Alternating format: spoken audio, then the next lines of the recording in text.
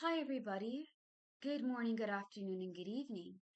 Um, Today we're going to kind of talk about generational trauma and how it can add on to nightmare, worry, problem, and guilt. Now, for you guys who don't know who I am, hi, my name is Nix Marikuma, and I am the owner of Marikuma Healing. I'm also the creator and host of Dark Minds and Butterflies, as well as Burbar, which is short for Vent and Rhythm, Rhythm and Rhyme. We will be getting back into my TED Talks. Those are the two. We have Pansational Talks, which we are going to get that started in 2028, 2029. It's all about identity and, more about who we are and things of that nature. I am going to be planning to get other people to kind of like be guest on it. I do have some guests who will possibly come in the near future for Dark Minds and Butterflies. I'm not sure about Virar, but possibly. Do I know when that will happen? No. When I do, I promise I'll let you guys know. Anyways, other than TED Talks, we talk about healing our mind, body, soul, and heart. We talk about our mental health, our emotional well being, how to listen to our body, how to understand how trauma and tension and stress and anxiety and deep, heavy emotions that are not expressed can affect us physically as well as spiritually, right? We talk about trauma and abuse. We talk about physical abuse and sexual abuse and verbal and psychological. We talk about narcissism and how to deal with that, how to heal ourselves and to forgive ourselves and to build ourselves up, how to love ourselves and to love others. Okay. Now, that being said, I also do card readings with playing cards. I read palms. That means I read the lines on your hand and it tells me about your personality. Okay. I also offer counseling and advice. $6 weekly, $20 monthly, $120 a year. Now, if you do not have that, those are USD dollars, okay? I also accept Uganda shillings. I have Airtel, PayPal, and Zelle. In the near future, I will have other forms of payment, but those are the ones that I'm talking about right now. Okay? Now, that being said, let's get into nightmare, worry, problem, and guilt. Part two, we talked about nightmares and guilt and how we may, like, when we're changing, how we feel bad and maybe think that we're being mean, but it's very important to have standards and boundaries. It is also important to deal with your problems. Okay? Now, I'm going to kind of go into generational trauma and how that can be passed down, as well as how to deal with, like, how to accept things that are hard to accept. Okay. Let's get into the generational trauma. I want you guys to understand. Okay. Every family has trauma. Now, some of you guys may not have it. And for you guys who don't have to deal with it, you're lucky. For those of you guys who have, I want you to understand why. Okay, I'm going to explain it the best way I can. Since the majority of you guys are adults watching my stuff, if you haven't, watch Russian Dolls, okay? It used to be on Netflix, it could still be on there. It shows a great deal of how the older generation can pass down pain and trauma to their next generation. And if the next generation doesn't deal with it, it passes it on to the next generation after that. Okay. So, for example, let's be cute and say, I'm trying to find a key, man. I have all these cards. All right. Okay. Your grandfather and your grandmother were in the generation where there was lots of war, famine, strife, and things, okay? It was get married early, have children, raise a family, build a house. Your grandfather's out here working. Your grandmother stays home, okay? She has a duty at home. She is a woman, so that is where her place is. Mind you, I'm talking about old school traditions back in the day, not this modernism that we have right now. Okay?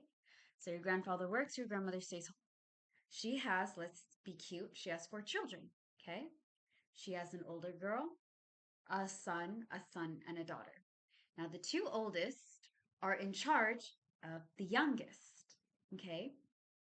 And the oldest, which happens to be a daughter, again, hypothetical, they train her and teach her that you must take care, okay? Your job is to sacrifice and take care of your siblings. That is why you're here. Whatever they need, whatever they want. You have to be able to take in that role in case something happens to us, okay? They put a lot of pressure on her. Now, as time goes by, the parents are harder on the older children. The youngest one, which is the youngest of four, gets lots of love, this, that, and the third.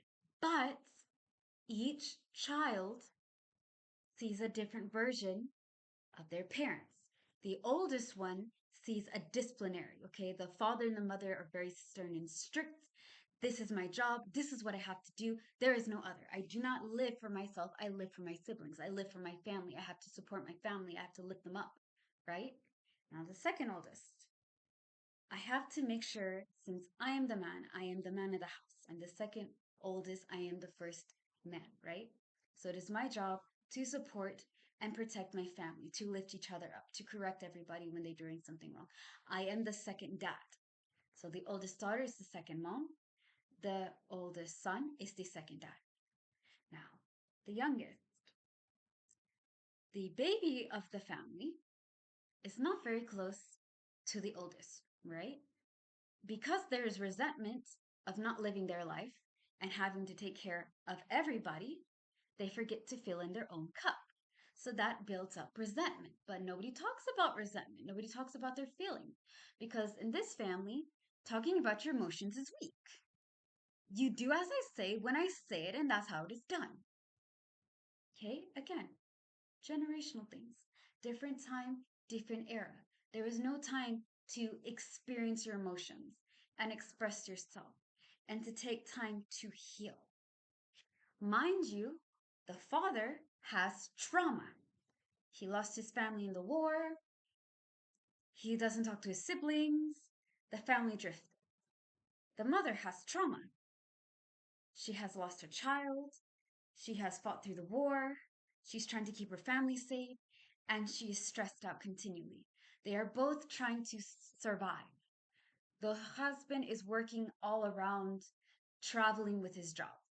The mother is by herself, trying to make side gigs, trying to support her children, trying to support her family. The oldest are the ones taking the jobs of the parents because the parents are trying to be the ones who are providing, right? And so the youngest goes to the second, right? The next one above. They get along fine. Da, da, da, da. War happens, takes out one of the siblings. Now it's just three. Okay? All these issues from the siblings that was passed down from parents and their own things that they have not talked about has now drifted them apart. Years pass by, they have children. The oldest has five, six children. Okay, she has six children. Loses one child. Now she has five. The other one has four children. The last one has four children. Okay, each of them have their family. Da da da da da. The second oldest has a wife. He's gotten married. He has his children. He's doing his things. Okay. The other one doesn't have a husband. So she's a single mom. She's raising her kid. The youngest, okay, has trauma from her childhood and she didn't deal with it. So she passes this trauma onto her children. Now her children are traumatized. Okay, so it was passed on from the grandparents. Then it came onto your parents and your aunts and uncles. Then, because nobody dealt with it, nobody learned to heal, nobody learned how to let go, nobody learned how to feel safe again, they passed it on to their children. And the cycle repeats. Years pass by. The youngest understands that there's trauma. There's mistakes I've made. Okay? And children that she's had tried, did not work. Some children left. Some children stayed. Okay? The ones that left, people go to them. Why aren't you talking to so and so? They're your family. Da, da, da, da. And they're going over there saying, look, I tried. It didn't work. Okay? This is important. The other ones that are talking to this parent, whoever she or he they are, right? Because it could also be a dad. Your dad could have had trauma. Your mother could have had trauma. Your guardian angel could have had trauma. The people who were watching over you were taught in an era and time where surviving was very important. And a lot of older generations don't talk about their fucking feelings. They don't. They don't. Going over there and talking to somebody, especially, and I know my older generation are going to come after me. Okay, I'm a 90s kid, all right? I have no shame in my game. It took me 28 to 30 fucking years to fucking express my goddamn emotions, to talk about them, to say, you know what, I'm feeling sad, I'm feeling scared, I'm uncomfortable. It should not take somebody well up in their goddamn 20s, 30s, 40s, and 50s to feel that safe. So don't come, like, I'm gonna be so honest, and a lot of y'all gonna be mad at me for this, but I'm being honest. You're telling me that your childhood did not affect you one way. Because I know damn well that mine's did. And I've learned how to heal from certain shit. There's some things I have not healed from, and I have to live with it. So while this single mother or single father or whoever they may be in y'all's line, okay, if you're dealing with it, your grandfather and grandmother taught your parents and your aunties how to do things. They got stuck in this way. Now, some of them took time and been like, you know what? What I was taught was wrong. What I'm passing on to my children is wrong. What I'm passing on to my grandkids is wrong. But you have to get to a point where you accept what you're learning is not right. Okay? When I tell you guys, when I started healing at 22 and 23, that means I had to unlearn 23 and 22 years of fucking surviving, of just making it day by day, of learning how to solve every fucking problem and make everybody fucking happy and make myself small and contain my emotions and not feel anything. Because if I feel something, if I express my emotions in any shape or form, somebody's going to use it and abuse it against me. Somebody's going to take advantage of me. I have to be very strong all the time and never break. For so long, I thought that was normal. And then it started affecting my life. It affected my relationships. It affected my family. It affected my friends. It affected everything. And I'm like, you know what? I'm tired. I'm tired of feeling this way. Something has to change. And so I decided to heal. It was not easy, but I did. So sometimes your parents, like, here's the thing: one, there is no fucking rule book about how to be a good parent. And you think that if you're gonna have kids, and some of y'all gonna be mad again, okay? Some of you guys are going to be annoyed with me because it's gonna come off like I'm attacking all the single parents, and I'm not. What I'm saying is this: there is no fucking pamphlet about how to be a good dad or how to be a good mom. Sometimes situation comes where you are stuck being a single parent or you're having to share, okay? You have to do visitations or you have shared custodies or whatever the fuck it may happen, all right? And you brought your kid in a world where you're not prepared. And people are going to come over there and bust your fucking chops about it. Oh, if I was a parent, I wouldn't do this. Oh, you're doing it wrong. Firstly, to those people who criticize other parents that are just trying to fucking do their best and doing what they can, respectfully shut the fuck up. Shut the fuck up. You're not in their goddamn shoes. Fucking shoes. You have no right to go to another adult who is doing their best as a parent and figuring this shit out and working on themselves and trying to be a good role model and balance their personal life with their kids' life and all that. Is this your kid? Did you give birth to this kid? Are you part of this kid's life? If the answer is no, shut up. Shut the front door. Shut it all the way up to shut the fuck up mountain. And when you get to the peak, keep on going. Because, like, you're not in their shoes. I'm not in your guys' shoes. I don't know what you're going through. I pray that you're not going through anything serious. I pray that life has been good to you, right? But life is hard.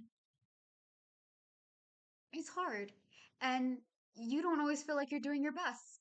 So when you decide to heal, hopefully you heal and you work on yourself and you guys are able to work through your issues. Now, this is kind of going on to like how some generations will know and remember what their parents and grandparents did and be like, I will never be like them. And they choose to take a different route. They choose to work on themselves and they stop the generational trauma for being passed down, right? And that helps you guys a lot not dealing with curses. But sometimes kids get resented, they get angry, and they get upset because no matter how much times they may have tried to talk to you or work things out with the family, and it turns into them no longer talking to you or going to no communication, something had to give for that to happen. It was just I don't really think it was just them going out there and being like, you know what? Yeah, I'm gonna be fucking braiding my hair. This thing is long. It's long and I don't mind it, but like it's hotter than a motherfucker in my room. If you know, you know. Okay? All right. Now, that being said, when you learn how to be different from the pain and trauma that you've gone through, you're able to learn from it a lot more. Last year, I learned that there's a lot of repeating patterns, and I think I grew somewhat more emotionally intelligent because I was like, okay, one, I accept that people can only give me what they have. You cannot give me what you don't have. Okay? I learned that the hard way. I also learned that just because somebody's related to you by blood doesn't give them the right to disrespect you and use you. We all, at least you know somebody who has that, or you have family members and people who are like that, right? That will use family to do the absolute most bullshit ass thing. And because we're blood, we're related, and bada bada, they think that it gives them the right to treat you some type of way. It's okay to cut people off. Now, while you're cutting people off, I want you to understand if you are not planning to talk to the person that has given you a hard time, to work it out, to get any form of closure, okay? Because I want you to understand, and I'm being nice when I say this, I'm being nice. I'm currently somewhat dealing with somebody who didn't deal with their issues while a certain person was around. And when this person went, all those issues that the unresolved tension that should have been dealt with or at least accepted years ago is now resurfacing. Okay. Now I want you to understand I'm being nice when I say this because what I really want to say is a lot more harsher and meaner. Okay. If you are not going to talk to somebody and address the issues, or you just don't feel comfortable with it, or you can't, learn to accept, learn to accept that it is what it is. Okay. I've accepted that certain family members of mine are not going to be in my life. I fucking tried, it didn't work, and I accept that as hard as it is what it is. Will I ever open communication and talk to them? Hell no. Now, are there people that I've had issues with and that I've talked to and dealt with it? Yes, I have. But it's different for each person, you know what I mean? So if you're not going to talk about your issues and get any form of closure, learn to move on and let go. Because when that time happens and they pass on, or they, like, all those unresolved issues will come back in multitudes. So either accept it that it's not going to work out or talk about it and deal with it at hand. Stay tuned for part 4. Thank you guys so much. Bye.